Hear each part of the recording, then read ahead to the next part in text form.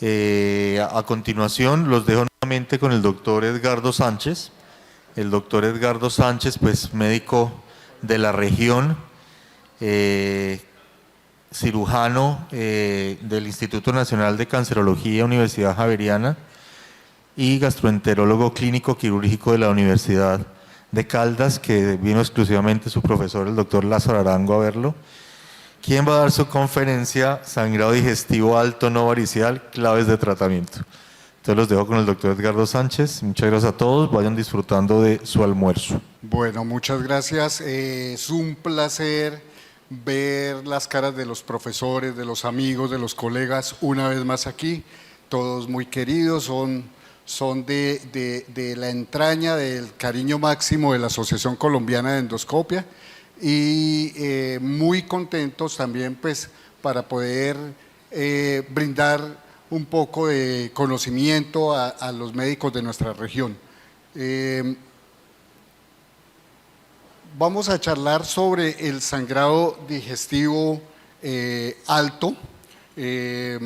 Pienso yo que vamos a tener unos minuticos de tiempo más de lo acostumbrado, teniendo en cuenta que vamos a tener este simposio almuerzo. La temática en la cual nos vamos a basar es las diferentes fases de atención de nuestro paciente cuando llega a los servicios de urgencias. Entonces tenemos una fase preendoscópica, una fase endoscópica y la fase posendoscópica. En esa fase preendoscópica lo más importante es la estadificación del riesgo. Lo dialogábamos esta mañana en la sala de los médicos generales, que marca gran diferencia entre brindar un buen tratamiento y un abordaje diagnóstico ideal de reanimación de estos pacientes en esa fase preendoscópica en cuanto a desenlaces como la tasa de mortalidad, que es la que más nos interesa. Y hablaremos en esa fase también cómo es la estrategia transfusional ideal, la terapia medicamentosa, qué sirve, qué no sirve en la fase preendoscópica, buscando mejorar el rendimiento de la fase endoscópica. La endoscopia digestiva alta definitivamente es nuestra herramienta, y esta herramienta no solamente es diagnóstica, no solamente busca identificar la causa del sangrado, sino adicionalmente busca el tratamiento y establecer el riesgo de resangrado. Dentro de esa fase endoscópica, saber en qué momento ideal, cuáles son esos tips para mejorar el rendimiento diagnóstico y terapéutico, cuáles son las terapias estándar con las que contamos en la mayoría de nuestras instituciones por fortuna, y cuáles son esas nuevas modalidades con las que soñamos y desafortunadamente no las tenemos a nuestro alcance en la gran mayoría de instituciones, sobre todo a nivel regional. Y en la fase posendoscópica algo sobre el manejo del tratamiento después de una endoscopia efectiva, terapéutica, y que lo que busca esa fase posendoscópica es disminuir la tasa de resangrado. En cuanto a la estratificación del riesgo, lo que buscamos es identificar ese paciente que requiere intervenciones del tipo transfusional, endoscópico, quirúrgico o radiológico, y además de eso definir cuál es el riesgo de mortalidad de ese paciente. Tenemos diferentes escalas de estratificación del riesgo. La IMS 65, que es la que está en la tercera columna, es una escala que utilizan mucho nuestros intensivistas, nuestros emergenciólogos, porque define básicamente, evalúa el riesgo de mortalidad. No es exclusiva de paciente con sangrado digestivo. Cualquier paciente que tenga enfermedades graves puede ser estadificado con esta escala y definir si amerita el manejo en cuidado intensivo. La escala clínica de Rocal, que es la de la segunda columna, lo que es muy útil para personal de salud que de pronto no tiene el acceso a exámenes paraclínicos. Entonces, para nuestros médicos en la periferia, en las áreas rurales, les puede servir mucho para saber si pueden manejar este paciente en el primer nivel de atención o es necesario llevarlo a un nivel más complejo, a un nivel de mayor complejidad. Y la que más conocemos es la escala de Glasgow-Blatford, que evalúa riesgo de mortalidad y necesidad de intervenciones por parte del paciente. Se basa en 3 tipos de criterios: clínicos, paraclínicos y de comorbilidad, definiendo un paciente severamente enfermo por sangrado digestivo cuando tiene un nivel mayor de 12. Las guías estratifican que un paciente con un punto de corte mayor de 1 son pacientes que en la primera línea nos estarían, en la línea superior son aquellos que necesitan esas intervenciones o tienen riesgo alto de morbilidad y mortalidad. En la línea inferior, quienes no cumplen el punto de corte, es decir, que tienen un Glasgow de 0 a 1, estos pacientes pueden ser manejados en forma ambulatoria y segura. Cuando calculamos la sensibilidad de este punto de corte para esta escala, encontramos una muy buena sensibilidad del 99%, no así la especificidad nos muestra un 33%, que es una especificidad baja. Con esta especificidad se nos quedan aún algunos pacientes manejados a nivel institucional y que realmente no requieren ninguna intervención ni tienen riesgo de mortalidad. Entonces el reto para la inteligencia artificial básicamente es definir algún algoritmo o alguna escala de riesgo que sin sacrificar la sensibilidad que ya tiene este punto de corte, mejore la especificidad para optimizar el uso de recursos en nuestras instituciones en forma segura para el paciente. Entonces las guías, tanto las americanas como las europeas, las del American College, sugieren que el paciente con sangrado digestivo alto clasificado como de bajo riesgo por un punto de corte entre 0 y 1, estos pacientes pueden ser manejados en forma segura ambulatoriamente. En la fase preendoscópica también es importante la estrategia transfusional. Y entonces cuando hablamos de estrategia transfusional, el American College evaluó 2 estudios aleatorizados, uno realizado por Villanueva en el Hospital de Sant Pau en Barcelona, en la cual comparó una estrategia transfusional restrictiva y una estrategia transfusional liberal, con un punto de corte de 7 para la restrictiva de hemoglobina. Se encontró que con la estrategia restrictiva la tasa de mortalidad y la tasa de resangrado es menor que cuando se utiliza una terapia liberal. El otro estudio, el de Jairat, que es similar pero con número menor de pacientes y con un punto de corte diferente, no encontró diferencia estadísticamente significativa entre la tasa de resangrado ni la tasa de mortalidad. Sin embargo, ellos abogan porque se haga una terapia restrictiva, dado que siendo algo similar los resultados entre la terapia restrictiva y la terapia liberal, se estaría evitando de todas maneras el número de unidades que se transfunden y por lo tanto los riesgos de la transfusión sanguínea per se. Cuando se realiza una revisión sistemática donde el mayor peso específico de esa revisión sistemática lo dan los 2 mismos estudios de los que estamos hablando, sigue siendo en cuanto a mortalidad favoreciendo la terapia restrictiva de transfusión el paciente con sangrado digestivo. Y también son mejores los números en tasa de resangrado. Entonces las guías del American College dicen, se sugiere terapia transfusional restrictiva con un punto de corte de hemoglobina de 7 en aquel paciente con sangrado digestivo alto, pero en forma condicional, siempre y cuando el paciente esté estable hemodinámicamente. En un paciente inestable hemodinámicamente no se va a esperar hasta llegar a 7 de hemoglobina y en segundo lugar también consideran que debe ser transfundido antes un paciente que tenga enfermedad cardiovascular previamente establecida. En la fase preendoscópica también es importante saber qué hacer con qué medicamentos utilizar y cuáles no, cuáles tienen beneficio o no.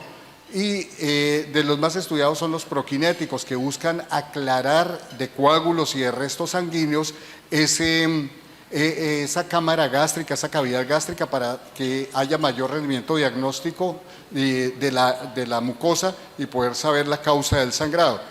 Estas revisiones que utilizaron en el American College solamente muestran beneficio el utilizar eritromicina para disminuir el número de endoscopias realizadas, el número de endoscopias de revisión. Unos números ligeramente mejor cuando se utiliza eritromicina comparada con placebo en la estancia hospitalaria y en el número de unidades transfundidas.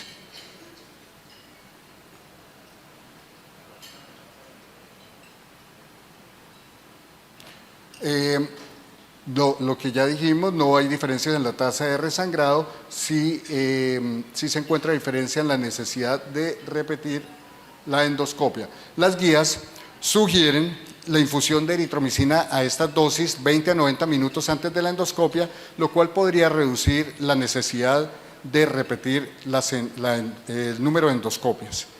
Nosotros no tenemos eritromicina, entonces este estudio aleatorizado, doble ciego, 2 brazos, con poquito número de pacientes, 31 en cada uno de ellos, que comparó metoclopramida versus placebo, nos muestra algo similar, que solamente se disminuye con el uso de la metoclopramida en el número de endoscopias de revisión, siendo igual el número de lesiones promedio observadas y un ligero mejor rendimiento en las lesiones que se observan en el fondo gástrico, en ese subgrupo de lesiones.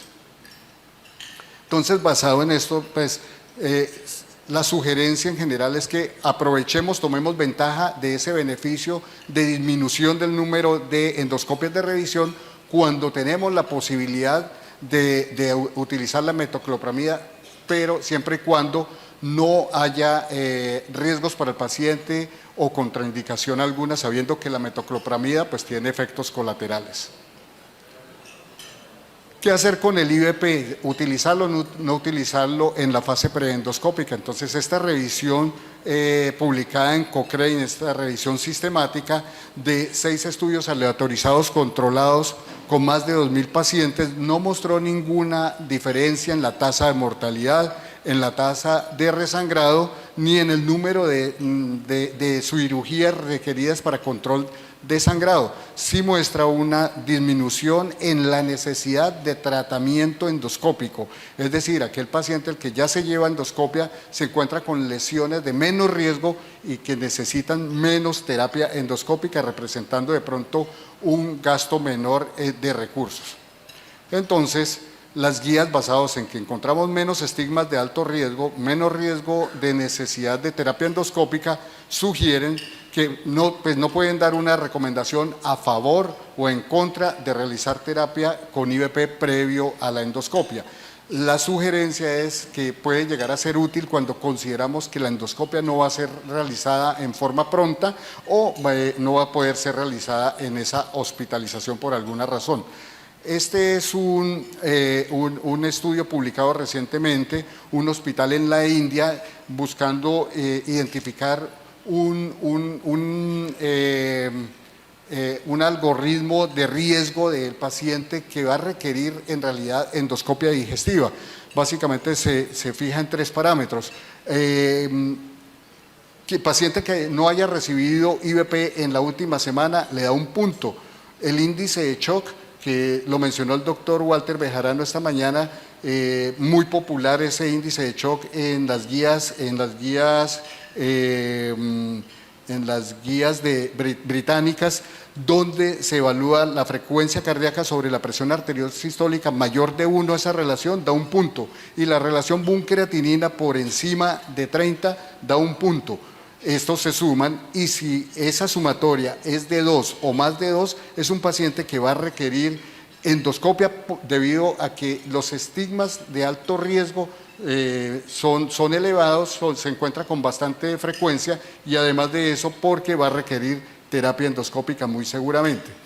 Aquí la duda surge en qué momento realizar la endoscopia digestiva y cómo obtener esos mejores resultados diagnósticos. Y recordemos que no es solamente el resultado diagnóstico, sino estratificar el riesgo del paciente de resangrado y además de eso, si es necesario, brindar la terapia endoscópica. Entonces, la endoscopia es una herramienta muy ambiciosa que debemos llevar el paciente en condiciones óptimas. Basados en esto, y como normalmente nuestro escenario es un paciente con restos hemáticos abundantes, con coágulos, los cuales tienen una viscosidad elevada, que es difícil que se drenen a través del canal de succión del endoscopio, pues nos ponen a recordar algo de física elemental, la ley de Poiseuille, que dice que a través de un tubo es directamente proporcional el flujo, directamente proporcional al radio a su cuarta exponencial y por la presión, y en forma indirectamente proporcional a la longitud del tubo y a la viscosidad. Entonces aquí jugaría a favor de nosotros un buen radio del tubo por el cual vamos a hacer el drenaje y la succión, y en contra la longitud y la viscosidad. Recientemente en la AGA, en la DDW, el doctor Tau nos enseñó cómo podríamos optimizar ese diámetro del tubo. Entonces nos dice, simplemente no conecte la succión en el paciente con sangrado digestivo, no lo conecte en forma directa al canal de succión, conéctelo al canal de trabajo, y si tiene una bomba de irrigación, mucho mejor, porque va a lograr doble ventaja y va a mejorar el drenaje de esos coágulos. Conectar esto a ese nivel. En segundo lugar, aumente la presión. ¿Cómo aumentar la presión? Conecte los canister en serie y esto va a aumentar también la presión y aumenta exponencialmente el drenaje. Y en tercer lugar, cuando tiene la disponibilidad de un sobretubo, gracias a ese aumento en el diámetro y aumento exponencial del drenaje, pues va a lograr un rendimiento diagnóstico mayor, conectando la succión directamente al sobretubo. De esta forma también disminuye el riesgo de que se le tape el endoscopio y que disminuya la posibilidad de hacer terapia endoscópica. Y este editorial nos dice que podemos utilizar también la ventaja de la gravedad. Podríamos hacer sentir muy orgulloso desde la tumba a Isaac Newton. Entonces, con medidas muy básicas, simplemente con el cambio de posición de cúbito lateral izquierdo, que es el tradicional, elevando la cabecera del paciente, podemos lograr el desplazamiento de los restos sanguíneos que están ubicados en el fondo y que nos evita a veces lograr hacer el diagnóstico de lesiones fúndicas, que son muy frecuentes y que producen sangrado, y lesiones cardiales, incluyendo la patología variceal. Simplemente es elevar la camilla 30 a 45 grados.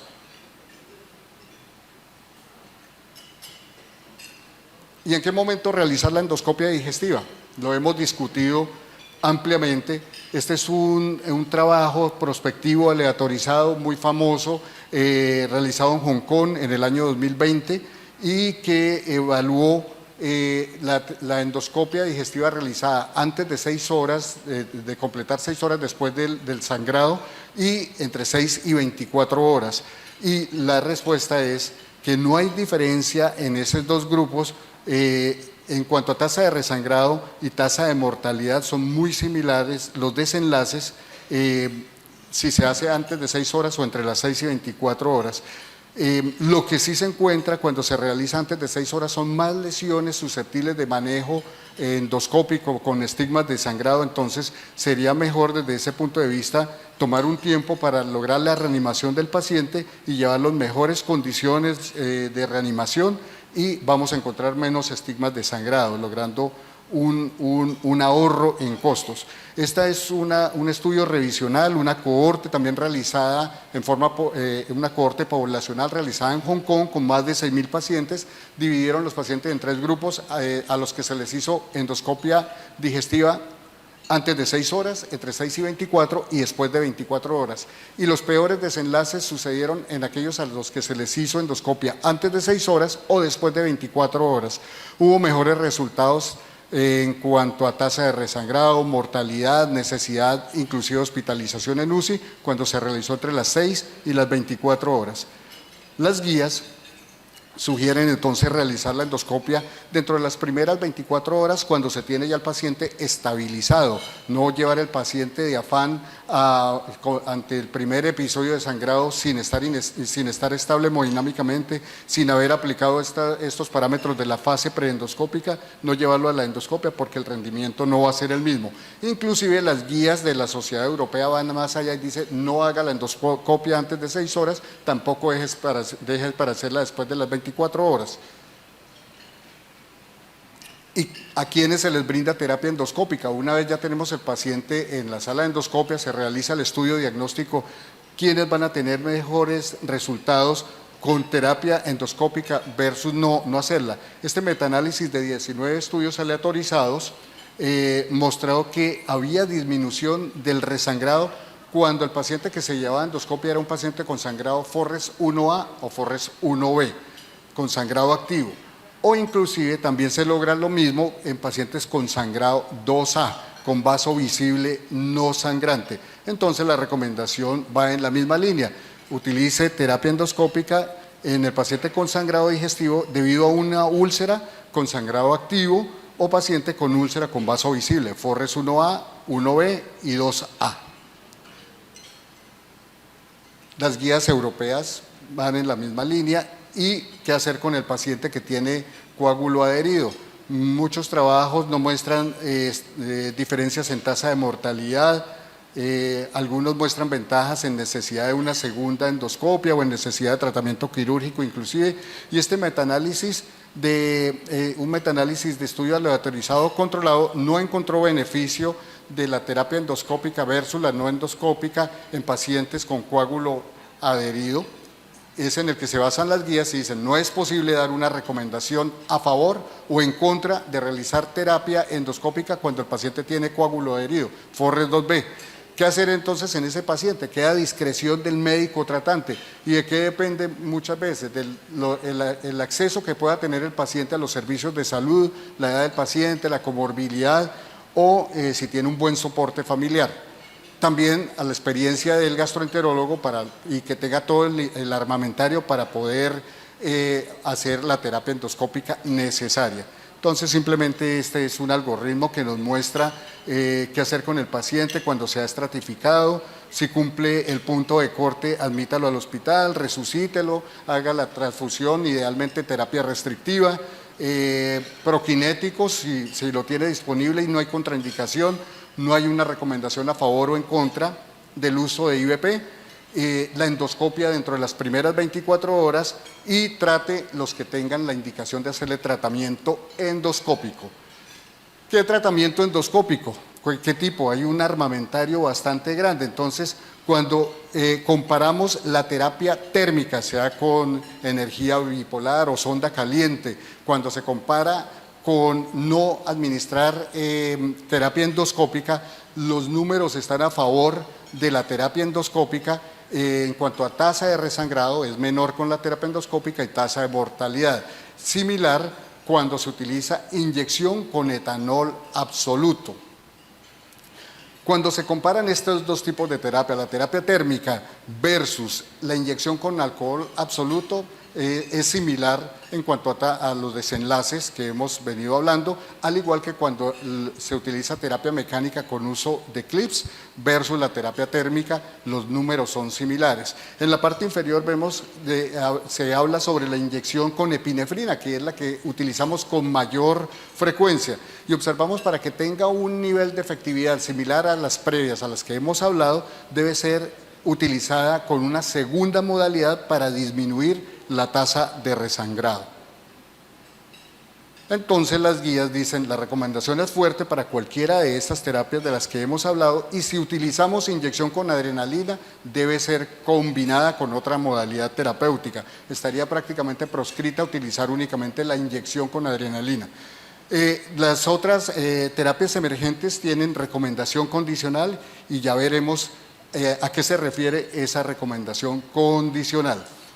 Esas terapias emergentes tienen que ver con los clips conocidos como clips ovesco, que son los que se ubican en la parte de la punta del endoscopio, por fuera, que tienen la ventaja que toman un tejido de espesor total, son utilizados para sangrados recurrentes, aquellos en los que la terapia inicial endoscópica falló, que tienen bordes fibróticos o que eventualmente son secundarios a un tratamiento endoscópico que se hizo, por ejemplo, una disección submucosa endoscópica amplia. Hay diferentes tamaños de diferentes casas comerciales y lo novedoso hoy en día en la terapia endoscópica son aquellas terapias que no utilizan contacto, no es necesario hacer contacto con la mucosa, que generan un sello, que ese sello lo que hace es una película que atrae plaquetas, concentrado plaquetario y concentrado de factores de coagulación, necesitan el sangrado activo para ser más efectivos, por lo tanto tienen unas indicaciones específicas. Aquí una imagen esquemática de cómo funciona el Hemospray, que es el más conocido de todos, repito, sería con el que quisiéramos contar para esos sangrados activos, tumorales de difícil control, pero pues a veces es un poco difícil que instituciones en nuestras regiones lo puedan adquirir básicamente por el costo. Esta también es una diapositiva que fusilé del Congreso de la DW, del último, donde dice, bueno, ¿y cuáles son las indicaciones del hemospray? Entonces dice, aquel sangrado que es refractario, que no se puede parar, aquel sangrado que no alcanzo a llegarle porque por su ubicación a nivel del cardias, del duodeno posterior, el sangrado que es difuso, el que no puedo tocar por riesgo de perforación, una pared muy delgada, un divertículo a nivel de la ampolla o por cáncer básicamente.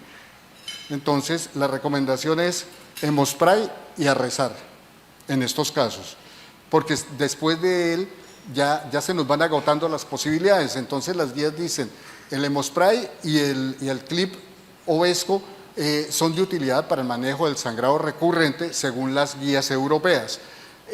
Para el American College el hemospray tiene indicación para control de un sangrado activo y el Ovesco tendría indicación para el sangrado recurrente. Y si falla un segundo intento endoscópico, ¿qué hacer? Entonces en estos casos lo ideal es la embolización arterial. En caso de no tenerla disponible o cuando falla la embolización arterial, la cirugía sería la posibilidad con unos resultados de morbimortalidad pues bastante elevados, pero son las posibilidades que tenemos para manejo del sangrado digestivo desde el punto de vista endoscópico y de rescate después de un tratamiento fallido, después de 2 tratamientos fallidos. ¿Y qué hacer con el manejo médico una vez logramos el control endoscópico? Entonces, si tenemos ese sangrado 1A, 1B o 2A e inclusive el 2B, la terapia con IVP debe ser a dosis altas, a dosis plena, desde la fase preendoscópica, inicialmente con un bolo de 80 miligramos endovenoso y seguir a 8 miligramos hora, o con bolos, después del bolo inicial, de 40 miligramos desde cada 6 hasta cada 12 horas. Y después del control endoscópico, dosis de 40 miligramos vía oral cada 12 horas hasta por 14 días. Y en aquellos sangrados de bajo riesgo, de bajo estigma de sangrado, como el 2C o el 3 de Forres, pues la terapia con IVP estándar. Con la terapia antiagregante plaquetaria, con el uso de la aspirina no deberíamos suspenderlo, no hay cambio en los desenlaces y sí el riesgo para el paciente que tiene la indicación del uso pues sería mayor. Y si el paciente lo que tiene es un tratamiento con un segundo antiagregante plaquetario porque está siendo tratado como profilaxis secundaria, pues si se suspendió la aspirina se debe reiniciar con prontitud, ojalá a los 3 días después de haber logrado el control endoscópico y de ser posible el segundo antiagregante debe ser reiniciado también con prontitud, siempre con el manejo integral con el médico a cargo, el intensivista, el cardiólogo o el médico internista que esté a cargo. La endoscopia de revisión en estos casos queda a discreción del gastroenterólogo según los hallazgos endoscópicos y la terapia que haya realizado. Y en el paciente que tiene sangrado que amenaza la vida y que está sometido a una terapia previa, por ejemplo con antagonistas de la vitamina K como la warfarina, pues tenemos la posibilidad de considerar el plasma fresco congelado. Cuando el tratamiento es con anticoagulantes directos orales como el rivaroxaban, allí la idea es que no hay un antídoto disponible en nuestro país y la única posibilidad sería el plasma fresco congelado, posibilidad de plasma fresco congelado, por lo menos en nuestro medio en Yopal no lo hay. Y en el caso de tener un paciente con clopidogrel, no es necesaria la transfusión de plaquetas en aquel sangrado masivo, a no ser que el recuento de plaquetas esté por debajo de 100.000. Ya hablamos de qué hacer con el paciente que está con antiagregante.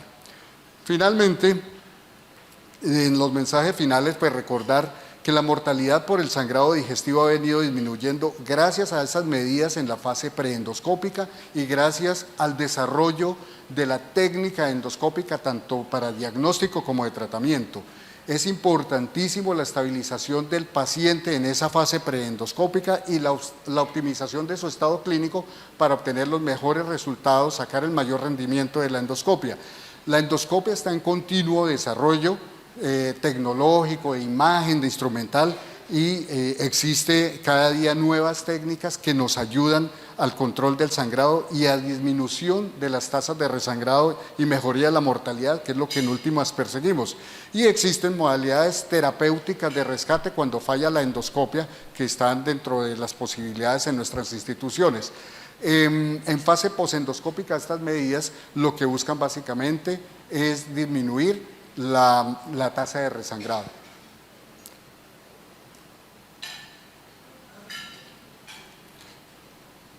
Muchas gracias, muy amables.